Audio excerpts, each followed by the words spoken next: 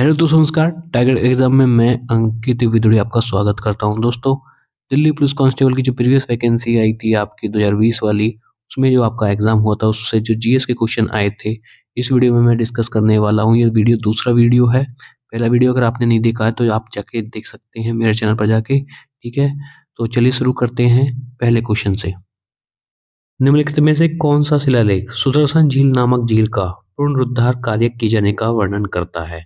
तो दोस्तों, इसका सही आंसर है रुद्रामन का जूनागढ़ शिलालेख। ठीक है, रुद्रामन का जूनागढ़ शिलालेख में वर्णन है कि जो है सुदर्शन झील उस वक्त फिर से बनाई गई थी। ठीक, इसके अलावा आपको पता होना चाहिए कि सुदर्शन झील कहाँ पर है। तो ये है आपकी गुजरात के सौराष्ट्र में स्थित है। ठीक है, गिरनार नामक पहाड़ी है, वहां पर स्थित है।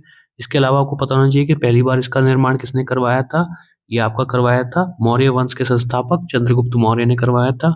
इसके बाद सम्राट अशोक ने भी इसका पुनर्निर्माण करवाया था। इसके बाद आपका रुद्रमन जो शक शासक थे, उन्होंने भी जो है फिर से एक बार इसका पुनर्निर्माण करवाया था। इसके उनके बाद भी फिर जो है गुप्त काल के स्कंदगुप्त के आदेश पर चक्रपालित ने झील का पुनर्निर्माण किया था। ठीक है, स्कंदगुप्त ने भी इसका जो है फिर से पुनर्निर्माण करवाया था। लेकिन जो है रुद्रमन के जूनागढ़ शिलालेख में क्या वर्णन है कि सुदर्शन झील उन्होंने भी पुनर्निर्माण कराई थी। ठीक है, इसके अलावा हमें पता होना चाहिए कि अभिलेखों का अध्ययन को क्या कहा जाता है। तो वो कहा जाता है एपिग्राफी। ठीक है, इसके अलावा ये क्वेश्चन भी बहुत आता है कि सती प्रथा का प्रथम लिखित साक्ष्य किस अभिलेख से प्राप्त हुआ है। तो वो हुआ है एर्न अभिलेख से।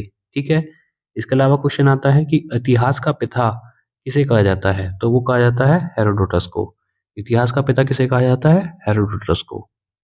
नेक्स्ट क्वेश्चन है, जिस दर पर किसी देश का केंद्रीय बैंक अपने वाणिज्य बैंकों से धन उधार लेता है उसे निम्नलिखित में से क्या कहा जाता है। तो दोस्तों, आपको पता होना चाहिए कि हमारे देश का केंद्रीय बैंक कौन है? आरबीआई यानी रिजर्व बैंक ऑफ इंडिया।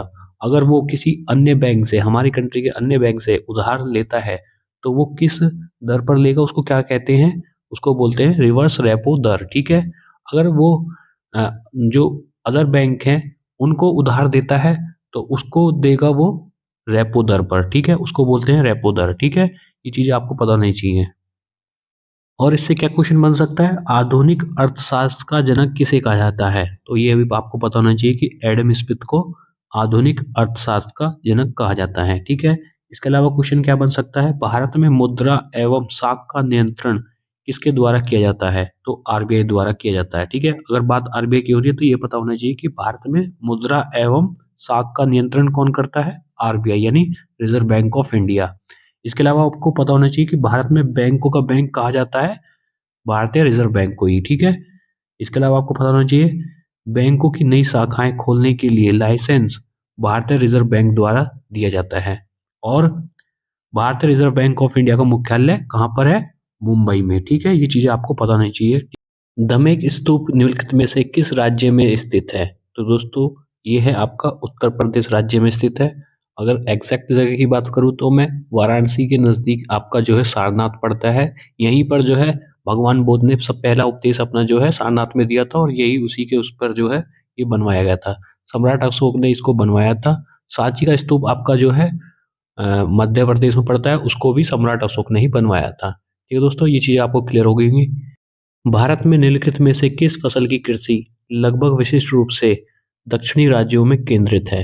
तो दोस्तों, कॉफी जो है दक्षिणी राज्यों में सबसे ज्यादा कॉफी की फसल जो है दक्षिणी राज्यों में होती है, खासकर कर्नाटक में। अगर बात करूं मैं कपास की, तो कपास सबसे ज्यादा महाराष्ट्र में होती है। अगर बात करूं चाय की, तो चाय आपकी जो है नॉर्थ ईस्ट के राज्यों में सबसे ज्यादा होती है। और वहीं मैं बात करूं बांस की, तो बांस भी जो है नॉर्थ ईस्ट में ज्यादा होता है, खासकर अरुणाचल प्रदेश में। इसके अलावा अगर क्वेश्चन आए तो राष्ट्रीय कॉफी अनुसंधान केंद्र कहाँ पर है। तो वो है चिकमंगलुर में। ठीक है, और इसके अलावा क्वेश्चन आए राष्ट्रीय चाय अनुसंधान केंद्र कहाँ है, तो वो है जोरहाट में। ठीक है, चलिए नेक्स्ट क्वेश्चन की तरफ। क्वेश्चन है, ईस्ट में अवयवीय श्वसन यानी जो है आपका अनएरोबिक रेस्पिरेशन के दौरान निम्नलिखित में से कौन सा उत्पाद बनते हैं। तो इसका सही आंसर है ethanol plus carbon dioxide plus ऊर्जा। ठीक है, अनएरोबिक अनएरोबिक रेस्पिरेशन वो होता है जिसमें हमें ऑक्सीजन की जरूरत नहीं पड़ती, बिना ऑक्सीजन के ही रेस्पिरेशन हो जाता है। जैसे अगर ग्लूकोज के साथ ईस्ट मिला दिया जाए तो वहाँ हमें मिलेगा ethanol, carbon dioxide plus energy. ठीक है, ये क्वेश्चन थोड़ा सा टफ है। चलिए नेक्स्ट क्वेश्चन की तरफ।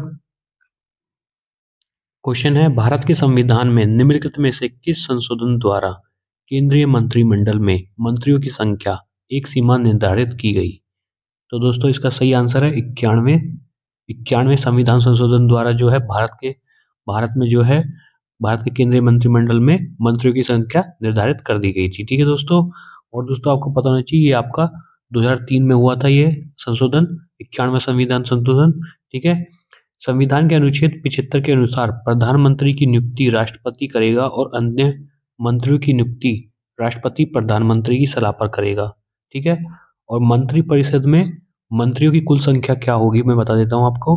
मंत्रिपरिषद में मंत्रियों की कुल संख्या प्रधानमंत्री को शामिल करके लोकसभा के कुल सदस्यों की कुल संख्याओं के 15%, यानी 15% लोकसभा में जितने भी सदस्य हैं, ठीक है, इंक्लूडिंग प्रधानमंत्री को भी, ठीक है, उसका जो है 15% ही आपका, उससे ज़्यादा अधिक नहीं हो सकते मंत्रिमंडल में। ठीक है, तो 15% से अधिक नहीं होंगे। ये 91 संविधान संशोधन में किया गया था जो कि 2003 में हुआ था। चलिए दोस्तों नेक्स्ट क्वेश्चन की तरफ। नेक्स्ट क्वेश्चन है, 1993 में निम्नलिखित में से कौन दिल्ली की राष्ट्रीय राजधानी क्षेत्र के प्रथम मुख्यमंत्री बने? तो दोस्तों इनमें से मदन लाल खुराना 1993 में दिल्ली राजधानी क्षेत्र के प्रथम मुख्यमंत्री बने। और आपको पता होना चाहिए कि चौधरी ब्रह्म प्रकाश दिल्ली के पहले मुख्यमंत्री थे। चलिए दोस्तों नेक्स्ट क्वेश्चन की तरफ। लोटिया नामक गीतों का संबंध पारंपरिक रूप से निम्नलिखित में से किस राज्य से है? तो इसका सही आंसर है राजस्थान। ठीक है, राजस्थान में जो है लोटिया नामक गीत जो है ज़्यादातर पारंपरिक रूप से गाया जाता है। ठीक है, नेक्स्ट क्वेश्चन है, आधार दर यानी बेस रेट किसी बैंक का वह न्यूनतम ब्याज दर जिसके नीचे उधार देने की अनुमति नहीं है, हालांकि डैश द्वारा अनुमति होने पर कुछ मामलों में इसका अपवाद संभव है। तो दोस्तों इसका सही आंसर है भारतीय रिजर्व बैंक। ठीक है, बैंकों को भारतीय रिजर्व बैंक की अनुमति लेनी होगी अगर उन्हें बेस रेट से जो है पैसे उधार देने हैं। ठीक है, नेक्स्ट क्वेश्चन है, निम्नलिखित में से कौन सी पुस्तक एम के गांधी द्वारा नहीं लिखी गई है?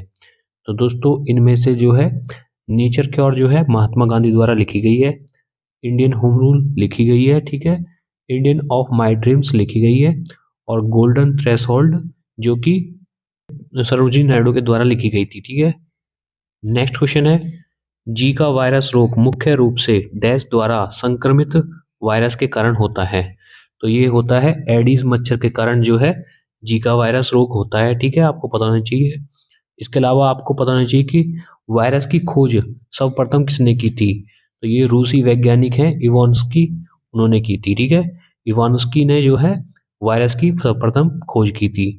और आपको पता होना चाहिए कि वायरस से होने वाली बीमारी के नाम कौन कौन से हैं? हेपेटाइटिस, ठीक है, एड्स है, मम्स यानी गलसुआ, चेचक यानी चिकन पॉक्स, डेंगू फीवर जुकाम जो कॉमन कोल्ड होता है, एनोफ्लुएंजा, ठीक है, खसरा जिसे मीसल्स भी बोल देते हैं, और जीका वायरस, ये बीमारियां जो हैं वायरस से होती हैं। नेक्स्ट क्वेश्चन है, निम्नलिखित में से किसका निर्माण तुगलक काल में नहीं हुआ था? तो दोस्तों जामा मस्जिद का निर्माण जो है तुगलक काल में नहीं हुआ था। ये जामा मस्जिद आपका जो है शाहजहां ने बनवाया था। ठीक है, शाहजहां ने जो है ये 1664 और 1656 के बीच में बनवाया था। इसके अलावा शाहजहां ने जो है ताजमहल बनवाया है, रेड फोर्ट बनवाया है। जामा मस्जिद आपको पता होना चाहिए कि आगरा में भी है और दिल्ली में भी है। ठीक है, मोती मस्जिद का भी निर्माण किसने करवाया था? शाहजहां ने। नेक्स्ट क्वेश्चन है, भूगोल में मिएंडर की विशेषता मुख्य रूप से निम्नलिखित में से किस विकल्प से संबंधित है? तो दोस्तों इसका सही आंसर है नदी। ठीक है, मिएंडर शब्द जो है उस चीज के लिए यूज करते हैं, मिएंडर नदी मैं आपको बताना चाहता हूँ, जो नदी टेढ़ी मेढ़ी होती है, ठीक है, घुमावदार होती है, उस नदी को जो है मिएंडर नदी कहते हैं भूगोल की भाषा में। ठीक है, ये क्वेश्चन ये है। नेक्स्ट क्वेश्चन है, पीटरा ड्यूरा शब्द के बारे में निम्नलिखित में से कौन सा कथन सही है? तो दोस्तों पीटर ड्यूरा किससे संबंधित है मैं आपको बताता हूँ। यह पत्थर की दीवारों में कीमती नगीने और रत्नों को जोड़ने की एक तकनीक है। ठीक है, पीटर ड्यूरा क्या है? कीमती नगीने और रत्नों को जड़ने की तकनीक है। ठीक है, दीवारों में। नेक्स्ट है, निम्नलिखित में से कौन सा स्थान जहांगीर की कब्र से संबंधित है? तो दोस्तों जहांगीर की कब्र कहाँ पर है? लाहौर में स्थित है। ठीक है। नेक्स्ट क्वेश्चन है, मोहनजोदाड़ो की नृत्य करती लड़की की प्रतिमा किससे बनी थी? तो ये बनी थी कांस्य थी। ठीक है। कांस्य यानी ब्रोंज, जो कि कॉपर और टिन के मिश्रण से बनता है। ठीक है, ब्रोंज। और ये जो फिगर देख रहे हैं आप, जो है यही है नृत्य करती लड़की, जो कि मोहनजोदाड़ो से मिली थी, जो कि कांस्य की थी। ठीक है, कांस्य की बनी हुई मूर्ति है। और क्या क्वेश्चन बन सकते हैं सिंधु सभ्यता से? तो बिना दुर्ग के एकमात्र सिंधु नगर कौन सा था? तो ये था चुनद्रो। ठीक है।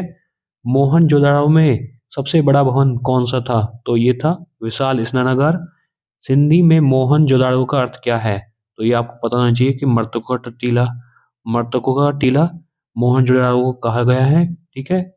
और हड़प्पा काल की मुद्राओं का निर्माण मुख्य रूप से किस द्रव्य का उपयोग किया गया था?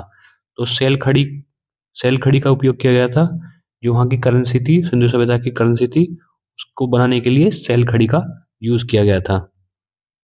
नेक्स्ट क्वेश्चन है, निम्नलिखित में से कौन सा युग्म सही नहीं है? तो दोस्तों आपको पता होना चाहिए कि जो है पाउलो रोजी जो है एक फुटबॉल खिलाड़ी है, जो कि इटली के फुटबॉल खिलाड़ी है, ना कि स्पेन के हैं। ठीक है। आपको पता होना चाहिए कि पेले ब्राजील के हैं। ठीक है। डियागो माराडोना अर्जेंटीना के फुटबॉल खिलाड़ी हैं। और काइलिन म्बाप्पे फ्रांस के हैं, जो कि अभी भी खेल रहे हैं। इसके अलावा नेक्स्ट क्वेश्चन है, 11वीं पंचवर्षीय योजना वर्ष डैश में समाप्त हुई थी? तो 2012 में जो है 11वीं पंचवर्षीय योजना समाप्त हो गई थी। इसके बाद जो है 2012 में ही 12वीं पंचवीं वर्षीय योजना आई थी। नेक्स्ट है, भारत में किसी कर्मचारी के सेवानिवृत्ति के लाभ और संबंधित मुद्दों के संदर्भ में ईपीएफओ का पूर्ण रूप क्या है? तो ईपीएफओ जो है उसकी फुल फॉर्म बतानी है, वो क्या है? Employees provident fund organisation. Employees provident fund organisation EPFO की फुल फॉर्म है। ठीक है। नेक्स्ट क्वेश्चन है, भारत के संविधान का भाग डैश संसद के संगठन, संरचना, अवधि, अधिकारियों, प्रक्रियाओं, विशेषाधिकारियों, शक्तियों आदि से संबंधित है? तो भाग 5 जो है संसद के संगठन और रचना से संबंधित है। ठीक है। नेक्स्ट क्वेश्चन है, निम्नलिखित में से कौन सा युग्म सुमेलित है? तो सुमेलित का मतलब है जो सही मैच हो रहा है। ठीक है। तो इनमें से कौन मैच हो रहा है सही? तृतीय बौद्ध परिषद, जो कि पाटलिपुत्र में हुई थी। ठीक है। इसके अलावा बाकी सब गलत हैं। और अगर बात करें प्रथम बौद्ध संगति कहाँ हुई थी? जो कि राजगृह में हुई थी। ठीक है। किसके शासनकाल में हुई थी? अजात शत्रु के शासनकाल में हुई थी। द्वितीय बौद्ध संगति कहाँ पर हुई थी? वैशाली में हुई थी, जो कि काल अशोक के समय काल में हुई थी। ठीक है। तृतीय बौद्ध संगति कहाँ हुई थी? पाटलिपुत्र में हुई थी, जो कि अशोक के शासनकाल में हुई थी। चतुर्थ बौद्ध संगति कहाँ पर हुई थी? कुंडरवन यानी आपका जो है जम्मू कश्मीर में हुई थी। ठीक है, कनिष्क के शासनकाल में। तो दोस्तों ये चीजें आपको याद होनी चाहिए, क्योंकि बौद्ध परिषद से बहुत ज्यादा क्वेश्चन आते हैं दिल्ली पुलिस कांस्टेबल में और एसएससी के जितने भी एग्जाम में। ठीक है, तो ये चीजें आपको पता होनी चाहिए। नेक्स्ट क्वेश्चन है, भारत का राष्ट्रीय मानवाधिकार आयोग एक स्वतंत्र वैधानिक निकाय है जिसकी स्थापना 12 अक्टूबर डैश को हुई थी। तो एग्जैक्ट डेट क्या है? 12 अक्टूबर 1993 में राष्ट्रीय मानवाधिकार आयोग की स्थापना हुई थी। नेक्स्ट क्वेश्चन है, कम वायुमंडलीय दाब का एक भूमध्य रेखा क्षेत्र है जहां से पूर्वी हवाएं परिवर्तित होती हैं। तो दोस्तों डोल ड्रम जो है इसका सही आंसर है। डोल ड्रम मैं आपको बता देता हूँ, जो आपका अर्थ है जैसे ग्लोब है। ठीक है, और ये भूमध्य रेखा है। ठीक है, इक्वेटर लाइन। ठीक है, तो यहाँ पर डोल ड्रम होता है। ठीक है, डोल ड्रम की स्थिति पैदा हो जाती है, किस चीज से हो जाती है? कम वायुमंडलीय दाब के कारण से हो जाती है। ठीक है, और यहाँ पर जो पूरब से जो हवाएं आती हैं वो परिवर्तित हो जाती हैं। ठीक है, इधर की साइड को परिवर्तित हो जाती हैं इक्वेटर लाइन की तरफ को। ठीक है, तो जब नाविक होते हैं उन्हें इस चीज से बहुत दिक्कत होती है जब डोलड्रम की स्थिति पैदा होती है। नेक्स्ट क्वेश्चन है, 1994 में डैश के नेतृत्व में बहुजन समाज पार्टी का गठन किया गया था। तो इसका सही आंसर है बहुजन समाज पार्टी का गठन किसने किया था? काशीराम जी ने। ठीक है। लास्ट क्वेश्चन है, सामवेद को भारतीय डैश के प्राथमिक स्रोतों में से एक माना जाता है। तो दोस्तों इसका सही आंसर है संगीत और कला। ठीक है, सामवेद में जो है संगीत और कला का वर्णन दिया गया है, और सारेगामापा भी जो है सामवेद में दिया गया है। और इसके अलावा आपको पता होना चाहिए कि वेद 4 प्रकार के हैं। कौन कौन से हैं? ऋग्वेद है, सामवेद है, यजुर्वेद है और अथर्ववेद है। ठीक है दोस्तों, ये जो है प्रीवियस ईयर के क्वेश्चन रहे हैं जो मैंने आपको कराए हैं। ऐसे ही मैं डेली जो है 20-25 क्वेश्चन के डेली वीडियो का एनालाइज करा करूँगा जीके क्वेश्चन का, तो आपको वो देखना है। और दोस्तों अगर वीडियो अच्छी लगी तो लाइक ज़रूर कर देना और चैनल को सब्सक्राइब कर दो। Thank you.